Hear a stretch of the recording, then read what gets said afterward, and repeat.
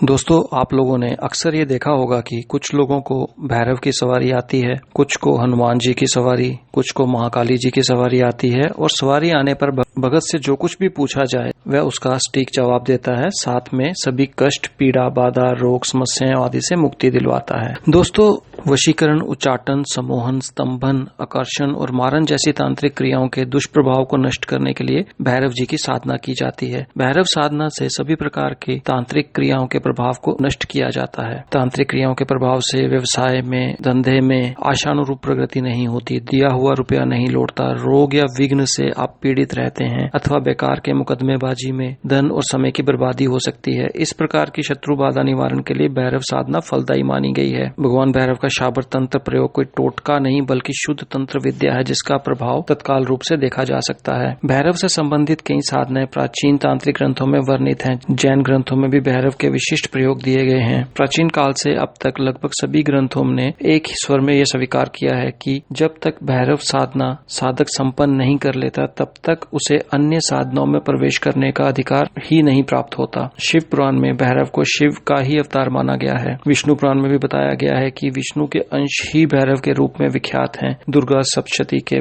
पाठ के प्रारंभ और अंत में भी भैरव की उपासना आवश्यक और महत्वपूर्ण मानी जाती है। भैरव साधना के बारे में लोगों के मानस में काफी भ्रम और भय है, परंतु यह साधना अत्यंत ही सरल, सौम्य और सुखदायक है। इस प्रकार की साधना को कोई भी साधक कर सकता है। भैरव साधना के बारे में कुछ मूलभूत और तथ्य साधक को जान लेने चाहिए। भैरव साधना मुख्यतः रात्रि में ही संपन्न की जाती है। कुछ विशिष्ट वाम मार्गी तांत्रिक प्रयोगों में ही भैरव को शराब का नैवेद्य अर्पित किया जाता है। भैरव की पूजा में दैनिक नैवेद्य साधना के अनुरूप बदला जाता है। मुख्य रूप से भैरव को रविवार को दूध की खीर, सोमवार को मोदक, मंगलवार को घी गुड़ से बनी हुई मिठाई, बुधवार को दही चिड़वा, गुरुवार को बेसन के लड्डू, शुक्रवार को भुने हुए चने तथा शनिवार को उड़द के दाल के बने हुए पकौड़े का नैवेद्य लगता है। इसके अतिरिक्त जलेबी, सेव, तले हुए पापड़ आदि का नैवेद्य लगाते हैं। दोस्तों, साधक को भैरव की पूजा में अर्पित नैवेद्य के प्रसाद को उसी स्थान पर पूजा के कुछ समय बाद ग्रहण कर लेना चाहिए। इसे पूजा स्थान से बाहर नहीं ले जाया जा सकता। संपूर्ण प्रसाद उसी समय पूर्ण कर देना चाहिए। भैरव साधना में केवल तेल के दीपक का ही प्रयोग किया जाता है। इसके अतिरिक्त गुग्गल, धूप, अगरबत्ती चलाई जाती है। भैरव चित्र को स्थापित कर साधना क्रम प्रारंभ करना चाहिए। भैरव साधना में केवल काली या कीक माला का ही प्रयोग किया जाता है। दोस्तों, आज मैं आप लोगों को भैरव की सवारी लाने के लिए एक अद्भुत प्रयोग बताने जा रहा हूँ। ये प्रयोग किसी भी रविवार, मंगलवार अथवा कृष्ण पक्ष की अष्टमी को संपन्न किया जा सकता है। भैरव साधना मुख्यतः रात्रि काल में ही संपन्न की जाती है, परंतु इस प्रयोग को आप सुविधा अनुसार दिन में भी संपन्न कर सकते हैं। साधना काल में साधक स्नान कर स्वच्छ लाल वस्त्र धारण कर दक्षिणाभिमुख होकर बैठ जाए। अपने सामने एक बेजोड़ पर सर्वप्रथम गीली मिट्टी की डेरी बनाकर उस पर काल भैरव कंगन स्थापित करें। उसके चारों ओर तिल की 8 डेरियां बना लें तथा प्रत्येक पर एक एक सुपारी स्थापित करें। बेजोड़ पर तेल का दीपक प्रज्वलित करें तथा गुग्गल, धूप तथा अगरबत्ती जला दें। सबसे पहले स्क्रीन पर दिखाए गए मंत्र को बोलकर भैरव का आह्वान करें। भैरव आह्वान के पश्चात साधक भैरव का ध्यान करते हुए अपने शरीर में स्वारी प्राप्त करने हेतु काल भैरव से प्रार्थना करें तथा हाथ में जल लेकर स्क्रीन पर दिखाए गए संकल्प करें।